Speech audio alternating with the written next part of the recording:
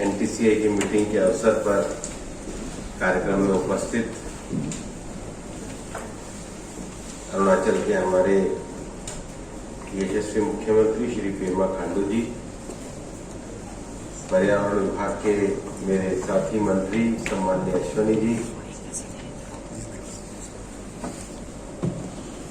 Shri DG forest Shri CP Goyal ji, NTCA chairman Shri SP Yadav ji, हमारे अरुणाचल के forest minister Shri Mama Natung ji, हमारे यहाँ के विधायक श्री देवराम वागे जी, विभाग के सभी वरिष्ठ अधिकारीगण और एनटीसीए के सारे मेंबर्स, मीडिया के साथी,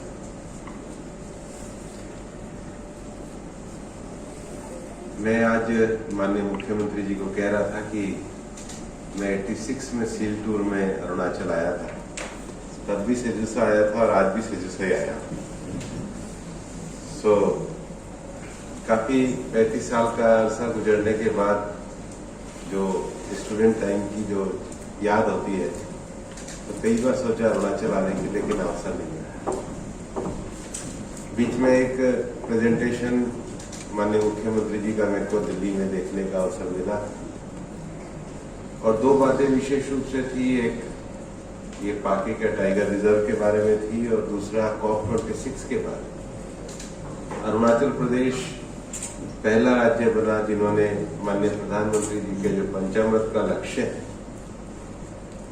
उस पंचामृत के लक्ष्य के आधार पे एक विश्व में बाकी डिक्लेरेशन अपनी कैबिनेट को बुला के किया, यहाँ पे कैबिनेट की मीटिंग भी करी और सस्टेनेबल लाइफ स्टाइल के बारे में जो माननीय प्रधानमंत्री जी का आह्वान रहता है, लाइफ स्टाइल फॉर एनवायरमेंट, उसको उन्होंने अक्षरशः अपने प्रदेश में लागू करने का संकल्प लिया।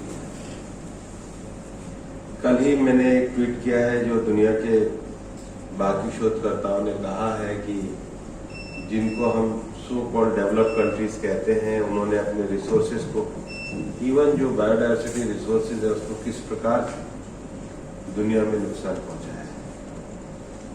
यहाँ तो खैर पूरा ऑक्सीजन है, लेकिन हमारी औद्योगिक क्रांति के बाद जो कार्बन एमिशन का दौर शुरू हुआ, आज भी दुनिया की जो 17% विकसित देशों की आबादी है, उनका कार्बन एमिशन 60% है और भारत जिसकी 17% आबादी है, हमारा कार्बन एमिशन 4%।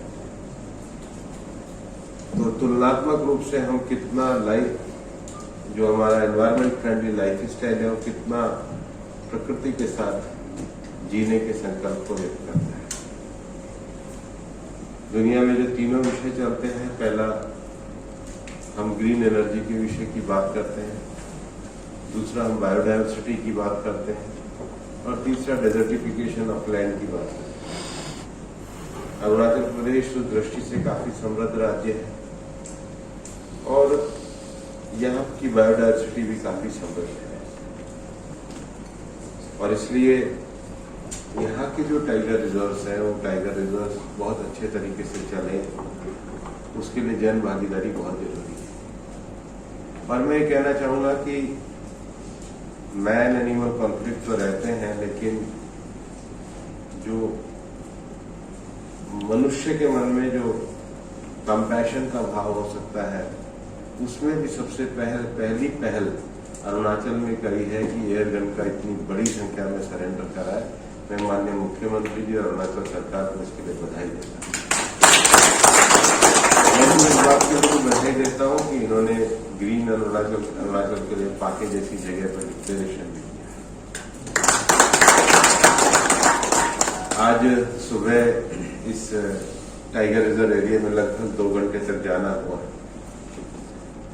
और जो क्लाइमेट चेंज के जो परिणाम हैं, कम से कम जो रिवर हमारी पाके रिवर में जो उसकी जो एक और नदी आ रही है, तो बता रहे थे कि वो जो काली नदी होकर के आ रही है, किस प्रकार से ग्लेशियर के कारण एक पानी में भी इम्पैक्ट देख सकते हैं। वो यहाँ पर एक लंबे समय से देखने को मिला है।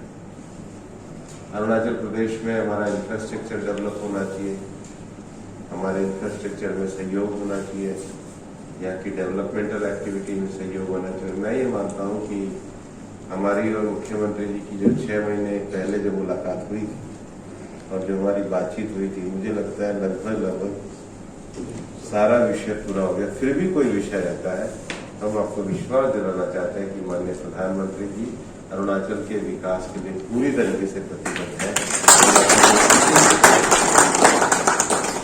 कोई व्यवधान नहीं आने, लेकिन यहाँ पे अभी जो नया नोटिफिकेशन दिवांग के लिए भी निकलने वाला है, अरुणाचल सरकार उसका नेशनलाइजेशन ऑफ बाउंड्री के बारे में गंभीरता के साथ अच्छे ढंग से विचार करें। हमारे यहाँ जो पूरी ट्राइबल्स की परंपरा है, उनकी जन भागीदारी के बारे में विचार करें। और हमारी मिनिस्ट्री का ये मानना है कि हिंदुस्तान एक ऐसा देश है जिसमें सबसे ज्यादा फॉरेस्ट डिपेंडेंट होती है, तो हम अपने फॉरेस्ट को लोगों से अलग करके नहीं बचा सकते, लोगों के साथ मिलकर के ही बचा सकते हैं। इसलिए लोगों की लाइफ स्टाइल और लाइवलीहुड भी उतना ही महत्वपूर्ण है जितना हमारे फॉरेस्ट को भी हमें बढ़ाना है। इसलिए दोनों का एक बैलेंसिंग अप्रोच लेकर के हमको चलना होगा और उसी विषय को हमको आगे बढ़ाना है। आज मैं मुख्यमंत्री जी को धन्यवाद देना चाहूंगा कि हमारी एनटीसीए की मीटिंग के इस उद्घाटन के अवसर पर भी आए। और पिछली बार जब एनटीसीए की मीटिंग हुई थी और हमारे विभाग की जो भी मीटिंग हुई थी, मेरा यही कहना है कि मीटिंग ग्राउंड पे होनी चाहिए। और मैंने हमेशा ये कहा है कि अक्सर लोग कहते हैं टाइगर रिजर्व देखने जाना है, तो मेरे पे भी खूब फोन आते हैं कि जी रणथंभौर चले जाएंगे, कारवड़ चले जाएंगे। लेकिन अगर वास्तव में देखा जाए तो ये हमारा पाके ये टाइगर रिजर्व है, आसाम में हमारा मानस टाइगर रिजर्व है, बंगाल में हमारा सुंदरबन और बक्सा का रिजर्व है, उत्तर प्रदेश में हमारा दुधवा का रिजर्व है, महाराष्ट्र में हमारा पेच का और तोड़वा का रिजर्व है, या हमारा कान्हा का मध्य प्रदेश में, हमारा नीचे मधुमलाई है। इतनी सुंदर हमारे टाइगर रिजर्व देश भर में है और ये सभी ही अंतर्राष्ट्रीय नक्शे का आना चाहिए। सब जगह का टाइगर प्रोटेक्शन का, कंजर्वेशन का और हमारे टूरिज्म का एक पूरा आकर्षण बनना चाहिए। इसलिए अब हमने तय किया कि एनटीसीए की जो मीटिंग है वो टाइगर रिजर्व के भी इंटीरियर इलाके में होगी। ऐसा नहीं होगा कि दिल्ली से रणथंभौर गए, ताकि हमारे आने वाले लोगों को भी लगे। मेरा ये मानना है, आज मैं हमारे डीजी एनटीसीए और हमारे डीजी फॉरेस्ट से मैं बात कर रहा था कि आगे से हमको एक एसओपी भी तैयार करनी पड़ेगी कि लोकल कम्युनिटी के साथ बातचीत करना, लोकल एनजीओ के साथ बातचीत करना, लोकल हमारे फॉरेस्ट गार्ड जो हमारे फ्रंट लाइन स्टाफ, वो हमारे महत्वपूर्ण लोग हैं, उनकी समस्याओं को विषय पर पूछना, कंजर्वेशन को पूछना, स्टूडेंट्स के साथ इंटरेक्शन करना, गवर्नमेंट एडमिनिस्ट्रेशन के साथ। तो एक जो हम पॉलिसी मेकिंग में भी जो दिल्ली से बैठकर जो एक हॉलिस्टिक अप्रोच हम जो चाहते हैं, एक जो इम्पैक्ट हम चाहते हैं, वो इम्पैक्ट हमारी पॉलिसी के अंदर भी आ जाए ताकि ग्राउंड लेवल पॉलिसी उसको हम इम्प्लीमेंट कर सकें। मोदी जी की, माननीय प्रधानमंत्री जी की सरकार में जो 2 बातें बहुत महत्वपूर्ण है, लास्ट माइल डिलीवरी और टारगेटेड डिलीवरी। जब उज्ज्वला कहा तो उज्ज्वला अंतिम महिला 12 करोड़ तक पहुंचे। जब हर गांव में बिजली को कही तो हर गांव में बिजली पहुंची। जब किसान सम्मान निधि कही तो मैं मणिपुर में अभी लंबे समय 2-3 महीने रहने हुआ, तो मणिपुर में भी जो हमारा बिल्कुल अंतिम छोर पे जो किसान है, वहां से लेकर के और जम्मू कश्मीर तक सब किसानों के खातों में पैसा पहुंचा।